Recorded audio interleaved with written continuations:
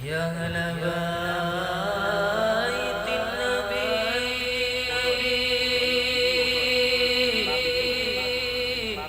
يا أهل الصفا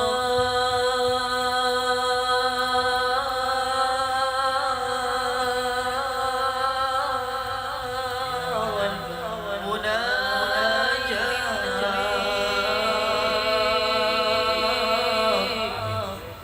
بقيت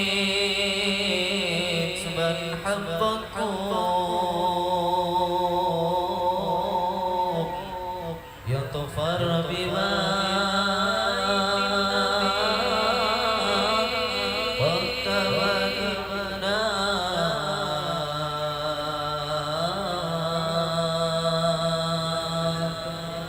في رضا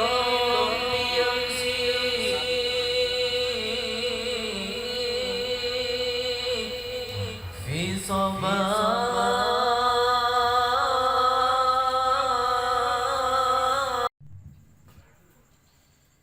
Assalamualaikum warahmatullahi wabarakatuh.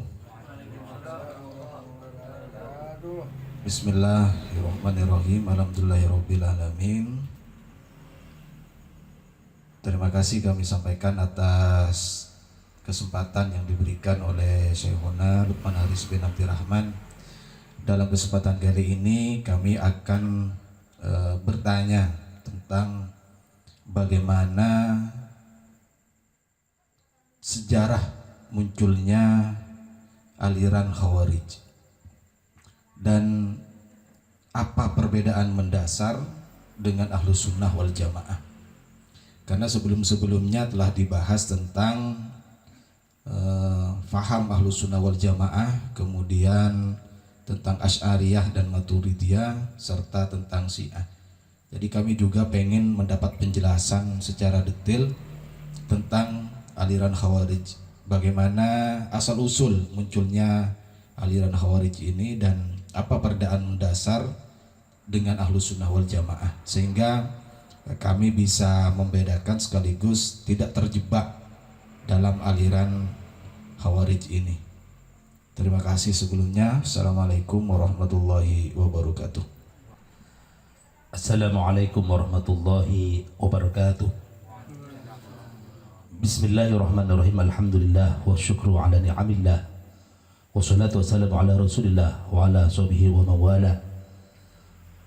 Allahumma salli ala sayyidina Muhammadin an-nur al-dhati wa sirri sari fi sal asma wa sifat wa ala alihi wa sahbihi wa sallim, amma ba'd. Dalam menjawab pertanyaan daripada saudara Bapak Didi Nur Hadi, Al-Fakir akan membahas secara global, secara mujmal tentang bagaimana sejarah dan apa penyimpangan daripada Khawarij, daripada Ahlus Sunnah wal Jamaah. Tetapi untuk secara detail ini karena waktu tidak memungkinkan, teknisnya waktu tidak memungkinkan.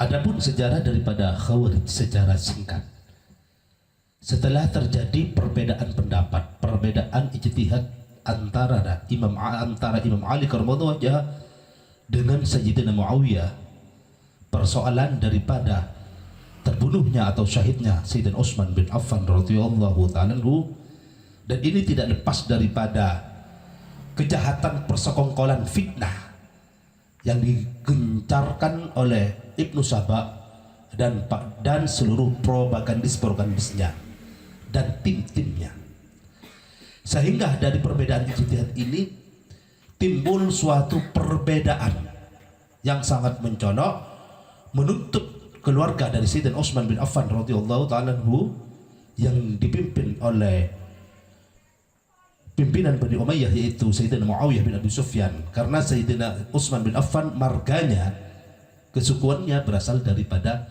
Bani Umayyah, menuntut bela atas kematian Sayyidina Utsman dan menuntut untuk diadili. Akan tetapi sewaktu itu Imam Ali karramallahu wajhah kesulitan, karena waktu terjadi demonstrasi besar-besaran tercatat lebih 10.000 orang yang merupakan orang-orang yang terprovokasi atas provokatornya Ibnu Saba. Dan yang membunuh ini sebenarnya adalah komplotannya Ibnu Saba, sehingga sulit. Dan kedua belah pihak sudah dikompori, diadu. Kedua belah pihak yang sama-sama jihad di sini diadu, sehingga berbuntut panjang, terjadi sesuatu yang tidak diinginkan di tubuh umat Islam di periode atau abad pertama, yaitu terjadi perang Siffin. Perang Siffin ini tidak tanggung-tanggung, sehingga puluhan ribu umat Islam yang termasuk sebagian besar itu sahabat, banyak yang mati syahid. Juga pun berbuntut sebelum perang Siffin itu adalah perang Jamal. Perang Jamal yaitu perang, karena dikatakan perang Jamal, dipimpin oleh Sayyidah Aisyah radhiyallahu anha dengan mengendarai onta. Sayyidah Aisyah radhiyallahu anha diikuti oleh para sahabat yang lain juga menuntut yang sama untuk diadilinya yang membunuh Sayyidina Utsman bin Affan radhiyallahu anhu, sehingga terjadi perang yang tidak diinginkan, yaitu perang Jamal antara pihaknya Imam Ali dan pihaknya Sayyidah Aisyah radhiyallahu anha. Dalam peristiwa perang Jamal, pihak Sayyidah Aisyah radhiyallahu anha mengalami kekalahan dan syahidnya seorang sahabat yang dijamin masuk Islam, yaitu Sa'ad bin Abi Waqqas.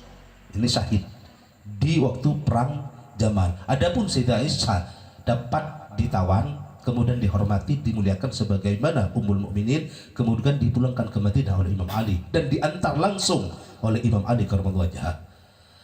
Dan waktu itu pemerintahan di Imam Ali dari kota Madinah dipindahkan ke daerah Kufah, dipindahkan ke daerah Irak. Sehingga setelah itu terjadi perang Siffin. Setelah perang Jamal terjadi perang Siffin. Di waktu perang Siffin, pihak Sayyidina Muawiyah bin Abi Sufyan itu sudah hampir kalah. Dan kemenangan sudah sejengkal di tangan pihak Imam Ali.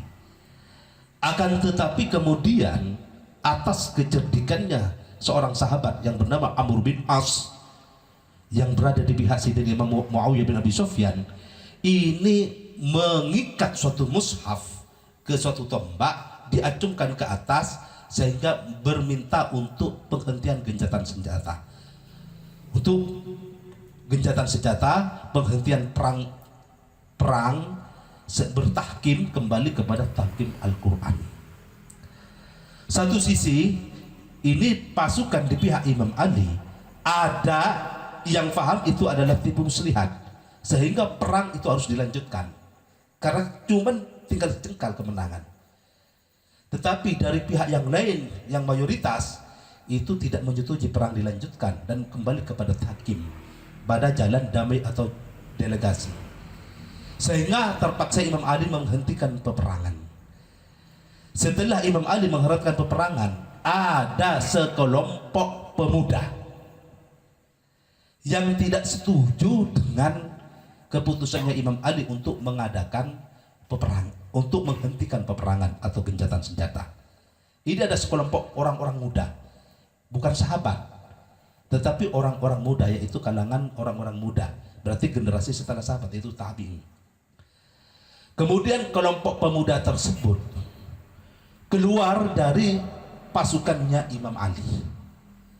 Mereka keluar bermarkas di Harurah, di daerah Irak, dan ini mengangkat seorang pemimpin bernama Abdullah bin Wahab Ar-Rasyidi. Perlu dicatat, Abdullah bin Wahab Ar-Rasyidi ini pemimpin pertama, dan menamakan golongannya itu adalah golongan Khawarij. Golongan Khawarij ini membenci Sayyidina Muawiyah, membenci Sayyidina Amr bin As, juga pun membenci Imam Ali karramallahu wajhah. Ini golongan Khawarij.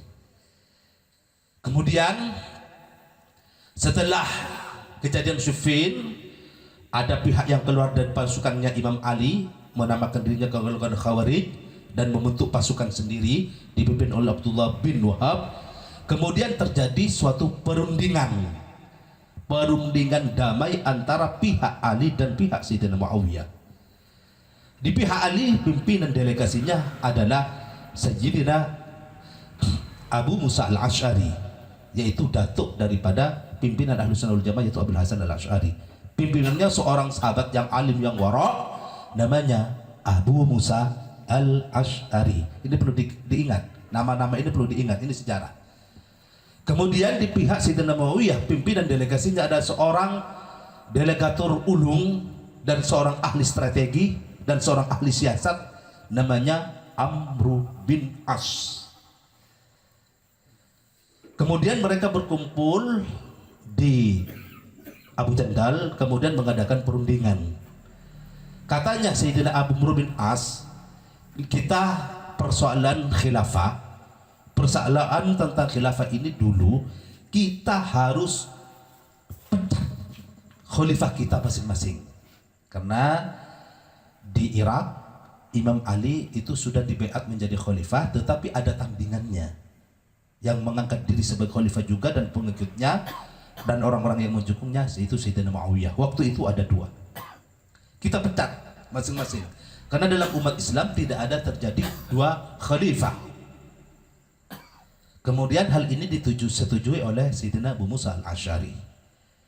Untuk dalam rangka ini, kemudian setelah kita pecat, kita, katanya Sayyidina Amr bin As, persoalan khilafah atau imamah kita kembalikan kepada umat Islam untuk mengadakan jalan syuro atau pemilihan secara umum. Dan waktu itu setelah mau mengadakan istilahnya untuk memecat hal kedua khalifah tersebut, dipersilahkan dulu Imam Abu Musa al-Ash'ari karena beliau lebih tua daripada Sayyidina Amr bin As. Imam Abu Musa al-Ash'ari tampil ke podium, timpul ke halayak ramai, dia berpidato sebagai wakil daripada pihak Imam Ali bahwa beliau telah memecat Imam Ali sebagai khalifah untuk umat Islam, dan persoalan khilafah nanti akan diserahkan kepada umat Islam, siapapun yang dikandung umat Islam. Setelah Abu Musa al-Ash'ari turun dari panggung, kemudian diganti oleh Sayyidina Amr bin As. Sayyidina Amr bin As ini orang yang cerdik, seorang orator dan delegatur ulung. Dia memang menjadi delegasinya Rasulullah di masa Rasulullah hidup. Akan tetapi waktu dia berpidato itu lain daripada perjanjiannya yang empat mata atau tim delegasinya. Dia berpidato, wahai umat Islam, kita telah tahu dan menyaksikan bahwa Imam Ali bin Abi Thalib karramallahu wajhah dipecat oleh ketua delegasinya dari jabatan khalifah. Oleh karena itu, biar tidak terjadi kepemimpinan dalam tubuh umat Islam, maka kami menetapkan bahwa khalifah tunggal umat Islam itu adalah Muawiyah bin Abi Sufyan. Dengan pidato ini membuat gempar seluruh pengikutnya Imam Ali karramallahu wajhah ini marah besar, lebih-lebih dari kelompok Khawarij. Setelah terjadi percekcokan adu mulut waktu itu, setelah pertemuan yang dihadiri ribuan umat Islam ini bubar, ini kekecewaan bagi kaum Khawarij ini bertambah, sehingga perseteruan antara dua kubu ini bertambah parah. Kemudian kaum Khawarij membentuk suatu komplotan rahasia untuk melakukan pembunuhan terhadap ketiga tokoh ini. Menurut kacamata kaum Khawarij, terjadinya percekcokan umat Islam karena tiga tokoh ini, yaitu Imam Ali, Sayyidina Muawiyah bin Abi Sufyan, dan Sayyidina Amr bin As. Mereka berkomplot untuk membunuh di tanggal yang sama. Untuk membunuh Imam Ali ditugaskan kepada Abdurrahman bin Muljam. Ini perlu diingat, Abdurrahman bin Muljam. Untuk membunuh Sayyidina Muawiyah, ini adalah Bar al-Barak. Untuk membunuh Sayyidina Amr bin As adalah Umar bin Bakir. Ini tiga orang yang ditugas secara rahasia untuk operasi senyap pembunuhan ketiga tokoh umat Islam waktu itu. Kemudian operasi tersebut dilakukan tanggal 17 Ramadan, sehingga Imam Ali wafat, beliau ditikam, dibunuh waktu akan melakukan sholat subuh di Kufah, Irak. Kemudian yang ditugaskan ke Mesir, karena Amr bin As ini ada di Mesir, ini gagal karena Amr bin As ini cuman yang ditebas pedang kena pinggulnya saja, tidak sampai terbunuh. Kemudian yang ditugaskan ke Damaskus, ini lain negara, sekarang lain negara, ke Syria, ini adalah Al-Barak, juga pun gagal karena Sayyidina Muawiyah tidak keluar, waktu itu sakit, yang justru yang menggantikan posisi imamnya di Masjid Damaskus Syria itu ada yang syahid. Setelah peristiwa ini kita sadar bahwa pertama kalinya adalah faham Khawarij ini adalah faham berkaitan dengan politik yang terjadi di akhir-akhir pemerintahan Khalifah Rasyidin atau di awal abad Hijriah. Ini kan persoalan politik. Akan tetapi terkemudian setelah generasi-generasi awal ini terjadi pergeseran, bukan hanya persoalan politik, akan tetapi persoalan akidah. Kaum Khawarij terus untuk merekrut dan menyebarkan fahamnya kemanapun saja. Ini pun menjadi persoalan akidah. Yang pertama adalah persoalan politik, tetapi merembet kemudian ke persoalan akidah. Dan adapun akidah yang menyimpang dari faham Khawarij, ini yang pertama, perbedaan faham Khawarij dengan Ahlus Sunnah wal Jamaah. Faham Khawarij ini berfaham karena Sayyidina Utsman ini sesungguhnya kemakan fitnah juga. Ini menurut tuduhan yang dituduhkan oleh Abdullah bin Sabah dan Qudsi'ah, Sayyidina Utsman melakukan korupsi dan nepotisme. Padahal ini tidak, cuma ini fitnah. Sayyidina Utsman di akhir pemerintahan karena melakukan korupsi dan nepotisme itu adalah salah dan kafir. Ini menurut faham Khawarij. Sayyidina Muawiyah karena menentang khalifah yang sah dan memberontak, itu adalah kafir. Sayyidina Ali, dia berada di jalur yang benar, kemudian ragu-ragu atas pendiriannya, tentang kebenaran pendiriannya, kemudian dia menerima tahkim, dia juga pun salah, berdosa. Setiap orang berdosa, kafir. Ini sudah menyangkut masalah akidah. Ini menyangkut masalah akidah. Jadi kaum Khawarij gampang mengkafirkan orang lain. Dan ini pun sudah diramalkan oleh baginda Rasulullah sallallahu alaihi wasallam. Innahu sayakhruju fi akhir zaman, sesungguhnya akan keluar di akhir zaman adghathu ahlamin, sekelompok para pemuda. Waktu itu yang keluar kelompok para pemuda dari Bani Imam Ali. Adghathu ahlamin, sekelompok para juhalau ahlamin, adghathu sinanin wajhalun ahlamin, sekelompok para pemuda tapi punya karakter temperamen, lekas marah. Dia tidak dapat berpikir secara benar. Kemudian wa imanuhum la tujawizu hanajruhum, sedangkan iman mereka tidak melatih hanya sebatas kerongkongannya. Iman mereka tidak sampai kepada hatinya. Hum yaqulu biqaulil bariyah, mereka gemar untuk menguatkan fahamnya.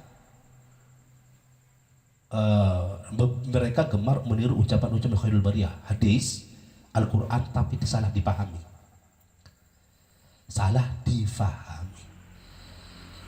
imannya mereka wa innahum yamruquna akan keluar dari dadanya maksudnya kama yamruqus sahmi, seperti keluarnya busur minar ramiyah dari seperti ada panah dari busurnya. Ini sabda Rasulullah. Sudah diprediksi akan keluar, akan ada sekelompok pemuda yang fahamnya itu temperamen, lekas mensyirikkan orang, lekas mengkufurkan orang yang tidak sependapat dengan dia, tetapi imannya hanya sebatas tenggorokan.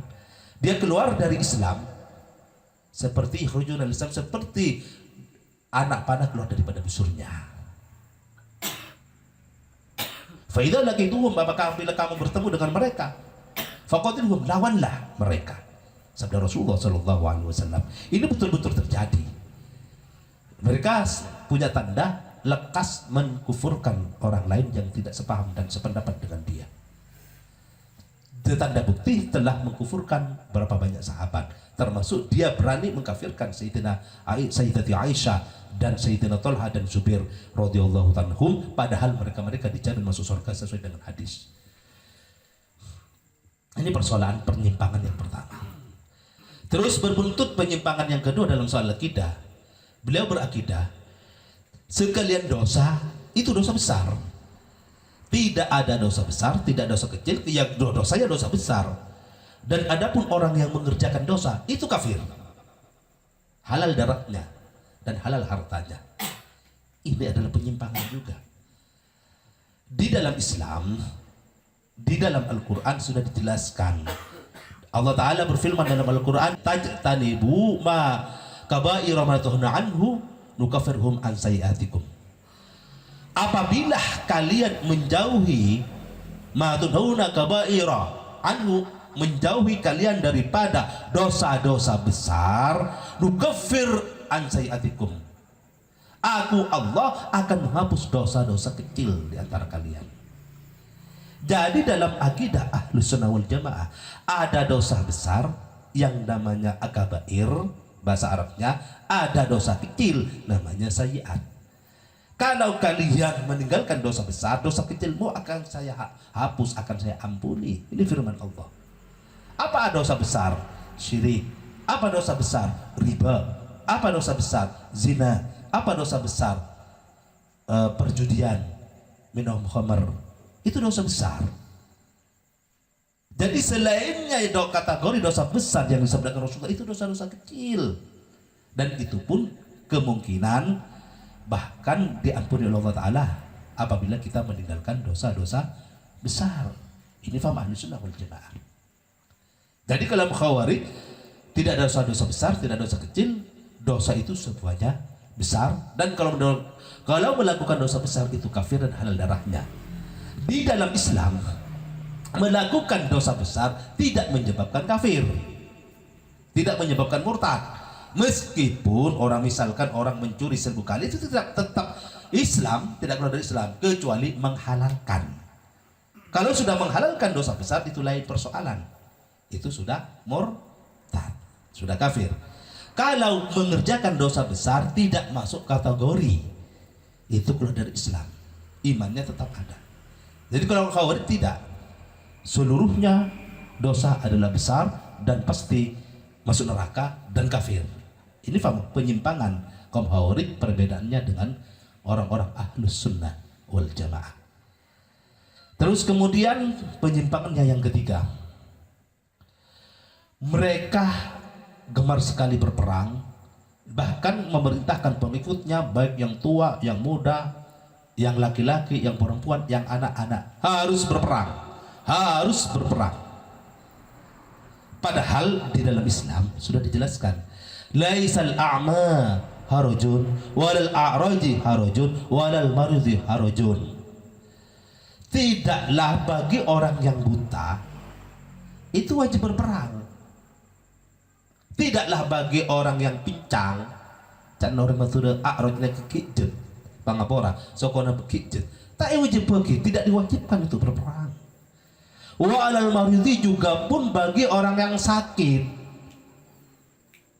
tidak diwajibkan juga berperang harujun.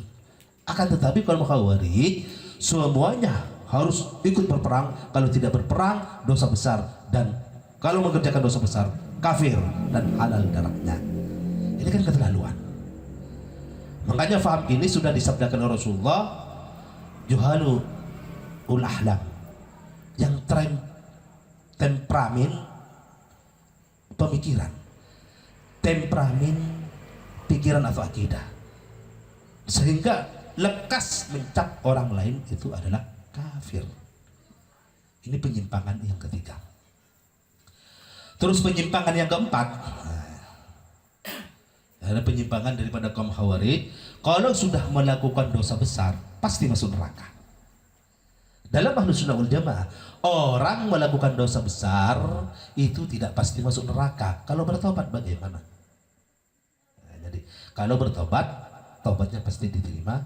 Mereka orang yang mengerjakan dosa besar tidak pasti masuk neraka, karena ada kemungkinan dia akan bertaubat. Tetapi kalau Khawarij tidak. Sekian dosa adalah kalau orang sudah mengerjakan dosa besar kafir dan pasti masuk neraka. Ini kaum Khawarij. Jadi kaum Khawarij ini di pemimpin pertamanya, perlu sampean catat, perlu sampean ingat, adalah Abdullah bin Wahab Ar-Rasyidi, sehingga bisa dikatakan Ibnu Wahab. Kalau Al-Fakir ini bisa mengartikan Wahabi pertama, karena nanti di akhir zaman akan muncul orang-orang yang cepat-cepat mensyirikkan orang alias mengkafirkan orang, cepat-cepat menilai orang lain yang tidak sepaham itu adalah bid'ah dhalalah, dan menghalalkan darah umat Islam yang tidak sepaham dengannya. Nanti akan muncul di akhir zaman. Dan sudah muncul, lama sudah muncul, sudah kemunculannya sudah 100 tahun sampai sekarang sudah. Tapi ini yang saya ceritakan kelompok Khawarij. Mereka kadang-kadang menyitir firman Allah Ta'ala untuk memperkuatkan dirinya. Wa may yakhruj, firman Allah Ta'ala dalam Al-Quran, mereka nukil, wa may yakhruj muhajiran Allah wa rasulih, barang siapa yang hijrah, yang keluar membaitihi dari rumahnya, muhajiran Allah wa rasulih, untuk hijrah kepada Allah dan Rasulnya, sumaidul mautu, kemudian menimpa kepada dia kematian, faqad huqa ajru Allah, maka mereka akan memperoleh ganjarannya, pahalanya yang besar dari sisi Allah Subhanahu wa taala. Asbabun nuzul ayat ini, dan sesungguhnya barang siapa yang hijrah dari Mekah ke Madinah, hijrah kepada Allah dan Rasulnya, kemudian dia di tengah jalan atau samanya ke Madinah mati, maka dia akan tetap memperoleh pahala yang besar. Dan kemudian bisa dipahami setelah ayat ini sesuai dengan asbabun nuzul, barang siapa yang keluar dari lingkaran perbuatan hitam atau perbuatan maksiat, kemudian hijrah kepada ajarannya Allah dan Rasulnya, kemudian dia mati, maka tetap akan memperoleh pahala yang besar. Ini pemahamannya Ahlus Sunnah wal Jamaah. Tetapi mereka dipangkal pada sendirinya, mereka keluar mengklaim dirinya itu benar, dan mereka mengklaim mendapat pahala yang besar. Ini menurut pemikiran mereka. Jadi ini kadang-kadang ayat ini yang banyak digunakan oleh orang-orang Khawarij. Terus mengenai orang Khawarij, kami ambil kesimpulan seperti apa kesimpulannya Imam Ibnu Hajar di dalam kitab Syarah Bukhari yang terkenal, yaitu Fathul Bari. Perlu sampai ingat, di dalam kitab Fathul Bari juz 12, berarti jilid ke-12 halaman 313, beliau memberi kesimpulan tentang faham Khawarij. Intaliku ayatun ilal kuffari fajalahu ilal mu'minin. Mereka dalam kitab Al-Bari, orang Khawarij menjadikan ayat-ayat Al-Quran yang diturunkan kepada orang-orang kafir kemudian dijadikan kepada orang-orang mukmin. Misalkan ayat bagaimana orang mukmin untuk mempertahankan diri apabila diserang orang-orang kafir atau membunuh orang kafir yang mau menyerang dirinya. Ini dijadikan ayat kepada orang mukmin, sehingga dia menempatkan ayat yang turun kepada orang kafir ditempatkan kepada orang mukmin. Sehingga apa yang terjadi? Kemudian mereka selalu berkomplot untuk membunuh pihak-pihak yang tidak sepaham dengannya. Dia mengadakan gerakan-gerakan rahasia untuk memberontak terhadap pemerintahan Bani Umayyah, karena setelah Imam Ali wafat, pemerintahnya diserahkan oleh Sayyidina Hasan kepada Muawiyah bin Abi Sufyan. Bani Umayyah memerintah umat Islam hampir 100 tahun, 90 tahun lebih memerintah. Mereka selalu memberontak. Ini kaum Khawarij.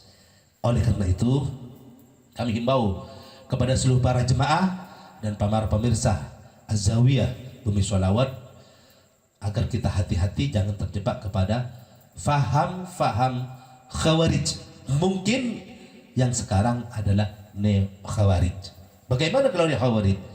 Cepat-cepat menuduh orang lain syirik atau kafir. Ini adalah Khawarij modern. Jadi inilah penyimpangan daripada faham Khawarij daripada Ahlus Sunnah wal Jamaah. Kalau pertanyaan bagaimana Khawarij apakah keluar daripada Islam? Ya tidak. Kami jangan juga pun jadi Khawarij. Jangan kita cepat menuduh orang lain kafir atau syirik. Karena gini, sabda Rasulullah sallallahu alaihi wasallam, "Man qala li akhihil muslim ya kafir faqad ba'a li hadihima." Sabda Rasulullah sallallahu alaihi wasallam, barang siapa yang berkata kepada saudaranya seorang muslim, wahai kafir, maka akan terjadi kata kafir itu kepada di antara keduanya. Kalau memang betul saudaranya itu kafir, ya nggak apa-apa. Tapi kalau tidak betul, maka akan terjadi kepada, maka akan dirinya sendiri yang kafir. Jadi dalam faham Ahlus Sunnah wal Jamaah berdasarkan hadis ini, jangan cepat-cepat menuduh orang lain kafir, meskipun melakukan penyimpangan atau maksiat atau dosa besar. Jadi kita tidak boleh menuduh orang Khawarij itu kafir, tetapi kita harus paham dan kita harus tegaskan bahwa orang Khawarij sudah keluar dari Ahlus Sunnah wal Jamaah. Bedakan keluar dari Islam dengan keluar dari Ahlus Sunnah wal Jamaah. Jadi kalau keluar dari Islam namanya kafir, kalau keluar dari Ahlus Sunnah wal Jamaah ya tidak kafir, cuman ada penyimpangan dalam segi akidah, bukan keluar dari agama Islam. Jadi kaum Khawarij itu kita tidak boleh tuduh keluar dari Islam, tetapi kita kita katakan menyimpang dari Sunnah wal Jamaah. Dan kaum Khawarij itu pun punya tanda. Kaum Khawarij itu siang hari siang malam itu baca Al-Quran. Tapi bukan orang baca Al-Quran itu jelek, tidak. Ini memang sabda Rasulullah, hum yaquluna min qaulil bariyah. Salat malamnya oke. Dan salat tahajudnya oke. Ibadahnya luar biasa. Bahkan di masjid itu pasti di shaf yang pertama. Kalau salat berjemaah, Khawarij pasti di shaf yang pertama. Sehingga suatu saat Imam Ali ditanyai oleh para sahabatnya, wahai Imam Ali, apakah Khawarij itu kafir? Tidak. Justru mereka gemar beribadah. Di masjid pasti di shaf terdepan. Dia tidak meninggalkan baca Al-Quran dan sholat tahajud.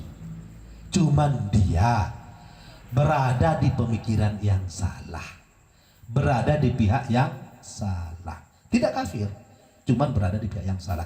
Jadi hati-hati, jangan kita terkesima dengan penampilan zahir karena di masjid selalu di depan atau hafal Al-Quran, tetapi kita lihat dulu bagaimana akidahnya, bagaimana nanti keilmuannya adalah memahami Islam, apakah sesuai dengan Ahlus Sunnah wal Jamaah atau tidak. Ini kita harus perlu dipahami. Semoga bermanfaat dan niat kami tidak menyinggung ormas manapun, tidak menyinggung pihak manapun, Cuman kami membicarakan fakta dan sejarah yang terjadi, yang sudah ditulis oleh ulama-ulama salaf, yang sudah dijelaskan dalam kitab-kitab terdahulu. Cuman kami menukil, kami menjelaskan kepada jemaah dan para pemirsa, biar pemirsa teguh pendirian dalam akidah Ahlus Sunnah wal Jamaah, teguh pendirian dalam akidah yang lurus ini, dan semoga kita juga pun sampai akhir hayat dalam akidah Ahlus Sunnah wal Jamaah. Amin, Allahumma amin. Wassalamualaikum warahmatullahi wabarakatuh. أنفاس جنات مفاتح رحمة